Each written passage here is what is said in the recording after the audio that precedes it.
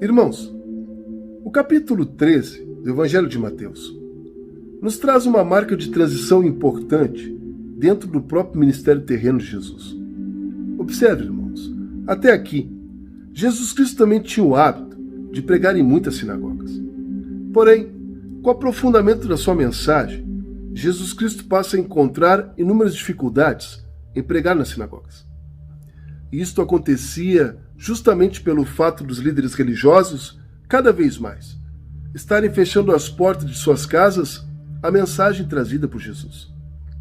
A partir deste capítulo, perceberemos com clareza Jesus Cristo ensinando nas ruas, nas praças, à beira do mar, justamente porque a ortodoxia judia, infelizmente, já estava com suas garras fazendo forte oposição à boa nova trazida por Jesus. O que eu acho maravilhoso no comportamento de Jesus é o fato de que, apesar das imensas oposições encontradas junto àqueles que deveriam ter a revelação acerca de quem Jesus era, Jesus jamais se abatia com isso. Muito pelo contrário, Jesus prosseguia com firmeza no seu propósito, espalhando a verdade que sempre houve nele. Voltando ao relato bíblico. E o capítulo 13 começa nos ensinando de que em um belo dia, Jesus Cristo saiu de sua casa e foi para a beira do mar, com o propósito de ensinar aqueles que vinham ter com ele. E estando uma imensa multidão próxima a Jesus, ele entra em um barco e, assentando-se, começa a ensinar a multidão. E Jesus os ensinava por parábolas. Dizia Jesus: um certo homem saiu a semear. E quando estava espalhando as suas sementes, algumas delas caíram na beira do caminho e os passarinhos comeram todas. Uma outra parte destas sementes caiu em um lugar onde havia muitas pedras e pouca terra. As sementes logo brotaram, mas a terra não era funda. Porém, quando veio o sol, ele as queimou e as secou, pois não tinham raízes. Outras sementes ainda caíram no meio de espinhos, que cresceram e sufocaram as plantas. Mas as sementes que caíram em terra boa produziram na base de 100, 60 e de 30 grãos por um. E Jesus terminou a parábola dizendo: se vocês têm ouvidos para ouvir, então ouçam. Foi então que os discípulos chegaram próximo de Jesus e perguntaram: Mestre, por que razão o Senhor se utiliza de parábolas para ensinar esta multidão? E Jesus respondeu: a vocês, Deus tem mostrado os segredos do reino, mas a essa gente não. Pois quem tem, receberá mais, para que tenha mais ainda. Mas quem não tem, até o pouco que tem, lhe será tirado. É por isso que eu uso de parábolas para falar com essas pessoas, porque elas olham e não enxergam, escutam e não ouvem, tampouco compreendem. E assim acontece com essas pessoas exatamente aquilo que profetizou o profeta Isaías. Ouvindo, ouvireis, mas não compreendereis. E vendo, vereis, mas não percebereis. Pois a mente deste povo está fechada. Eles taparam os ouvidos e fecharam os seus olhos. Se eles não tivessem feito isto, os seus olhos poderiam ver e os seus ouvidos poderiam ouvir. A sua mente poderia entender e eles voltariam para mim e eu os curaria. E Jesus Cristo continuava ensinando. Porém, felizes são vocês cujos olhos veem e os ouvidos ouvem. Eu afirmo a vocês que isto é verdade. Muitos profetas e muitas outras pessoas do povo de Deus gostariam de ver aquilo que vocês estão vendo hoje, mas eles não puderam. E gostariam também de ouvir o que vocês estão ouvindo hoje, mas eles não escutaram. Então escutem e aprendam. As pessoas que ouvem a mensagem do reino, mas não entendem, são como a semente que foram semeadas na beira do caminho. O maligno vem e tira aquilo que foi semeado do coração delas. As sementes que foram semeadas onde havia muitas pedras são as pessoas que ouvem a mensagem de Deus e as aceitam logo com alegria em seu coração. Porém, esta alegria não dura muito, pois não existe raiz. Quando por causa da mensagem chega o sofrimento e as perseguições, estas pessoas logo abandonam sua fé. Outras pessoas ainda são parecidas com as sementes que foram semeadas no meio dos espinhos. Estas pessoas até ouvem a mensagem, mas as preocupações deste mundo e a ilusão das riquezas sufoca a mensagem. E essas pessoas se perdem. E, finalmente, existem as sementes que foram semeadas em terra boa. Estas pessoas são aquelas que ouvem e entendem a mensagem de Deus e produzem muitos frutos. Umas 100, outras 60 e ainda outras 30 vezes mais do que foi semeado. E Jesus contou-lhes outra parábola. Dizia o mestre: o reino do céu é como um homem que semeou sementes boas em suas terras. E certa noite, quando todos estavam dormindo, veio um inimigo e semeou no meio do trigo uma erva ruim e depois foi embora. Quando as plantas cresceram e se formaram as espigas, o joio apareceu. Foi então que os empregados disseram ao patrão: Senhor, como pode? O senhor semeou sementes boas em sua terra. Então, de onde apareceu esse joio? O senhor quer que nós arranquemos esse joio agora? Ao que o patrão respondeu: Não, de forma nenhuma. Neste momento, não. Pois pode acontecer que, quando forem tirar o joio, arranque também o trigo. Deixem o trigo e o joio crescerem juntos, até o tempo certo da colheita. E quando chegar a hora, então direi a vocês, trabalhadores, que vão e façam a colheita. Arranquem primeiro o joio, que será queimado, e depois colhem o trigo e ponham no meu depósito. E Jesus prosseguia contando as suas parábolas. Jesus ensinava: o reino dos céus é semelhante a uma semente de mostarda, cujo homem pega e semeia em sua terra. Essa semente é a menor dentre todas as sementes, mas quando cresce, torna-se a maior de todas as plantas. Ela se torna uma árvore tão grande, de modo que os passarinhos vêm e fazem ninho nos seus ramos. E a Bíblia Sagrada segue nos contando de que Jesus falava tudo por meio de parábolas. E assim se cumpria o que o profeta havia dito: usarei parábolas quando falar com este povo, e explicarei coisas desconhecidas desde a criação do mundo. Foi então que Jesus deixou a multidão e voltou para casa.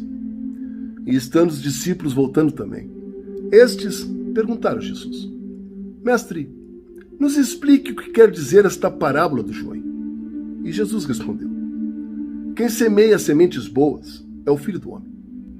O terreno é o mundo. As sementes boas são as pessoas que pertencem ao reino de Deus.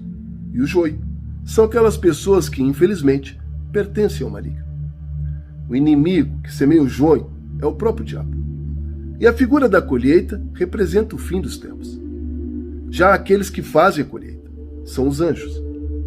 Da mesma forma como o joio será separado e lançado ao fogo, assim também será no fim dos tempos. O Filho do Homem mandará os seus anjos, e eles ajuntarão todos aqueles que praticam iniquidade. E tendo-os ajuntado, os lançará no fogo, e ali irão chorar e ranger os dentes. E então, finalmente, o povo de Deus brilhará como um sol no reino do seu Pai. Se vocês tiverem ouvidos, então ouçam. E Jesus seguia contando-lhes outras parábolas. O reino do céu é como um tesouro escondido em um campo, que certo homem acha e esconde de novo. E ele fica tão feliz que vende tudo que tem, e depois volta e compra este campo. O reino dos céus é semelhante também a um comerciante que anda procurando por pérolas finas.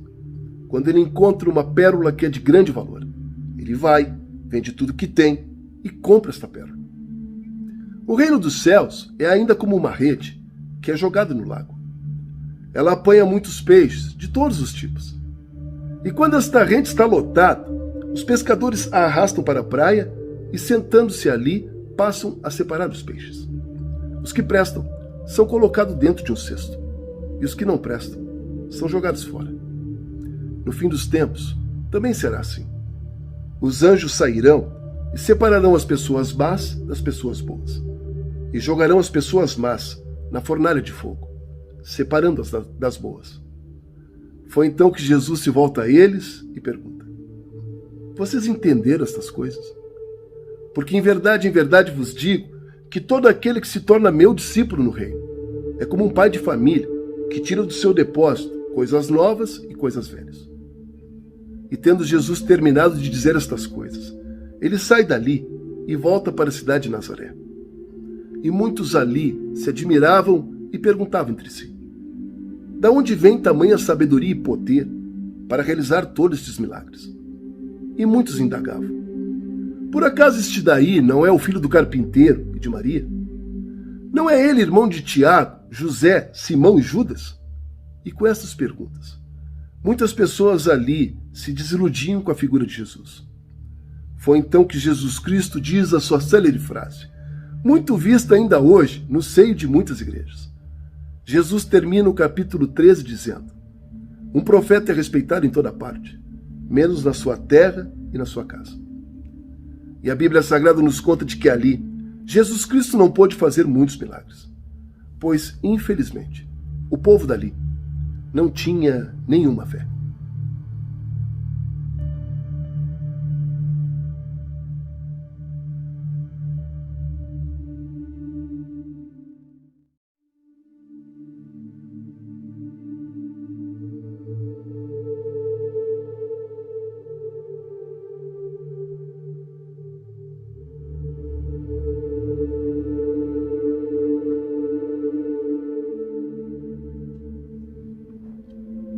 Irmãos, o capítulo 14 do Evangelho de Mateus nos traz o trágico episódio da morte do grande profeta João Batista. A Bíblia Sagrada nos relata de que Herodes, o governador da Galiléia, tendo ouvido falar da fama de Jesus Cristo, ordenou aos seus soldados que prendessem João Batista. Embora o motivo da prisão tivesse sido o fato de João, por diversas vezes, alertar Herodes da sua proibição pela lei de casar-se com Herodia.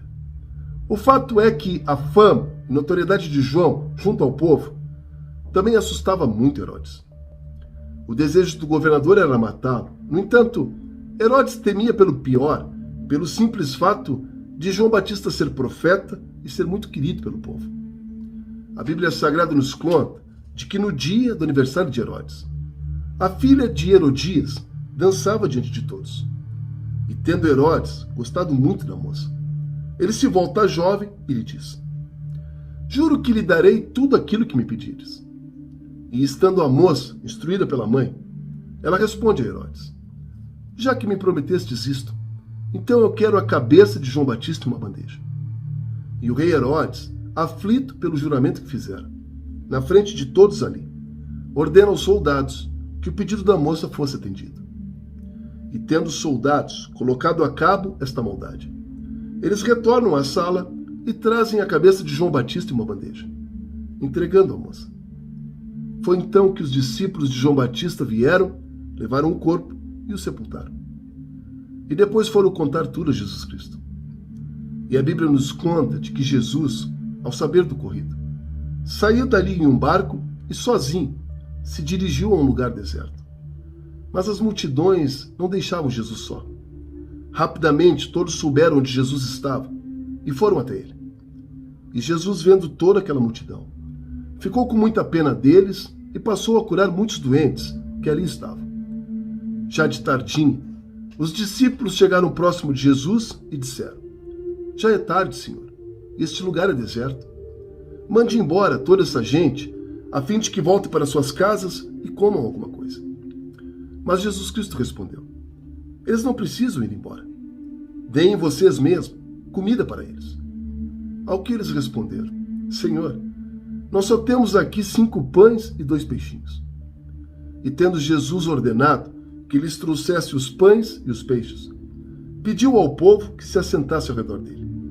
Depois, Jesus pegou os 5 pães e os 2 peixinhos, olhou para o céu e agradeceu a Deus.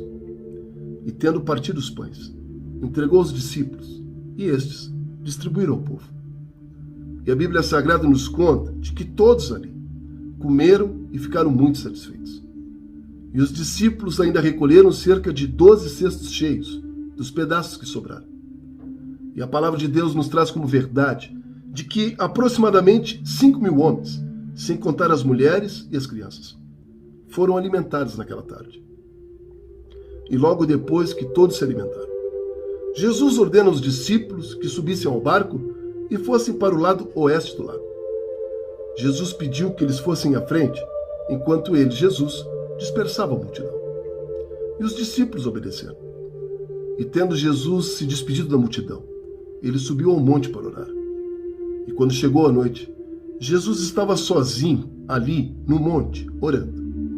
E naquele mesmo momento, o barco com os discípulos já estava no meio do mar. E as ondas batiam com força na embarcação de tal maneira que os ventos sopravam contra ele.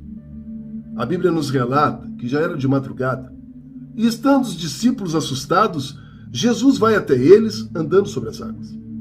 E quando os discípulos viram Jesus andando sobre as águas, o livro sagrado nos conta de que eles ficaram muito apavorados.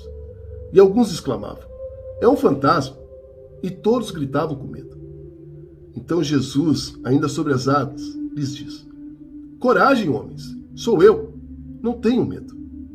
Foi então que Pedro, cheio de coragem e fé, disse a Jesus: "Senhor, se és o Senhor mesmo, então permita que eu vá andando sobre as águas até o Senhor." E Jesus respondeu: "Venha, Pedro, venha até mim." Foi então que Pedro saiu do barco e começou a andar sobre as águas. Porém, quando Pedro sentiu a violência do vento batendo o seu corpo, ficou com tanto medo que começou a afundar.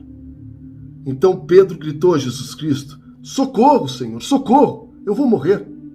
E imediatamente, Jesus Cristo foi até ele e, estendendo a sua mão, segurou Pedro. E tendo feito isto, Jesus Cristo olha para Pedro e pergunta: "Por que duvidastes, Pedro? Por que duvidastes?" Então os dois subiram ao barco e o vento se acalmou. E todos os discípulos adoravam Jesus Cristo, dizendo: "De fato, o Senhor é o Filho de Deus." E tendo todos ali seguido viagem, atravessaram para outra margem do mar. E quando ali chegaram, o povo mais uma vez avistou e reconheceu Jesus Cristo. E se dirigindo a ele, muitos enfermos e doentes, Jesus curava muitas pessoas.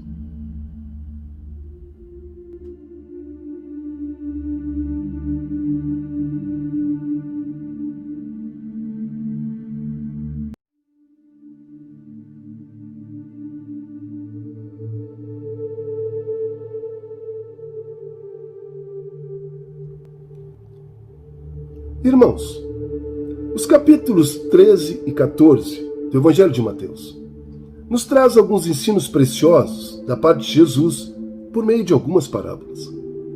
Principalmente no capítulo 13, Jesus nos traz a parábola do semeador, do trigo e do joio, do grão de mostarda, do tesouro perdido, da pérola e da rede. Todas essas parábolas têm a ver com revelação, identidade e crescimento na fé. Compreenda, irmãos. Compreenda que se você é de Jesus, então o objetivo maior do Pai é justamente formar Cristo em você. E esse processo de busca pelo aperfeiçoamento em Jesus é algo que nos exige um relacionamento com Ele. É algo que nos exige dedicação ao Reino e envolvimento com as coisas do céu. Não tem como você se tornar um grande homem ou uma grande mulher de Deus se você não tiver uma relação íntima com seu Deus. E essa relação íntima, relacional, ela se desenvolve por meio do tempo de qualidade que você, dia após dia, dedica ao seu Senhor. Compreenda que você precisa crescer em conhecimento bíblico, sim, pois a Bíblia Sagrada é a boca de Deus. Mas, acima de tudo, o que você mais precisa é se colocar em secreto com Deus, falar com Ele, abrir o seu coração na presença do Pai e pedir por capacitação do céu para seguir caminhando nos propósitos dele. Deus tem planos maravilhosos para você, irmão.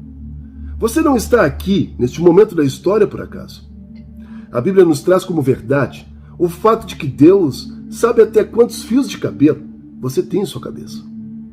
Deus sonhou contigo, irmão. Te imaginou imagem e semelhança dele. Mas para isso, precisamos nos livrar do governo do maligno, renunciar às nossas maldades pessoais, os nossos egos, egoísmos, e nos declarar por meio de Cristo uma nova criatura nele. Jesus Cristo, no versículo 27 do capítulo 14, diz aos seus discípulos: "Tende bom ânimo, sou eu, não temas." Aprenda a clamar por Jesus em todas as circunstâncias da sua vida. Não tenhas vergonha de demonstrar aos outros a tua identidade com Cristo. Tenha vergonha, sim, se você ainda hoje encontra-se governado por este mundo. Aprenda a semear as coisas boas do reino em sua vida. Aprenda, com a presença do Espírito Santo que habita em você, a saber distinguir as tuas amizades e relacionamentos, separando o joio do trigo. Ande ao lado de pessoas que têm um compromisso com Deus. Se relacione com pessoas que são maiores do que você na fé. Chega de andar com aqueles que só te atrasam, irmão, te atolam neste mundo e te impedem de crescer diante dos olhos de Deus. É hora de compromisso, é hora de revelação, crescimento, maturidade e discernimento. E é justamente isto que eu espero de você, por meio deste curso hoje. Não há nada melhor, irmãos, não há nada mais aprazível e delicioso do que pertencer a Jesus Cristo. Te vejo no próximo vídeo.